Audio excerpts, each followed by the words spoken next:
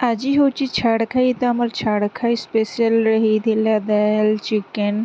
आउे पापड़ भजा भिंडी भजा देखो आज पूरा मस्त लगा मसे पर आमिष छाड़ी तो टे आमर जेन क्षीर लहुणी सर मान तो सेटा घी बनाबार लगे देख गोटे कड़े नहीं जाके फेंटा है फेंटी सारापर जेन तार एक्सेस पानी अच्छी से बाहरी जावा तार से पूरा घीटा जी गोटे जगार पूरा सेट हो तो से नहीं तार गोटे पानी रे नहीं धुआ है जेनटा कि तार एक्सेस सब जिनिस पलई जावा पर खाली घी घी रही तापर से आम निआरे बसामा निआरे बसिक से घी बना है मोर मिनी वीडियो जदि भल लगुवा तो गोटे लाइक करदे सब्सक्राइब करबार के नहीं भूलबे। देख हमर घी पूरा रेडी जेनटा कि तार सब पोड़ी जावा जेनटा घी घी खाली भासबा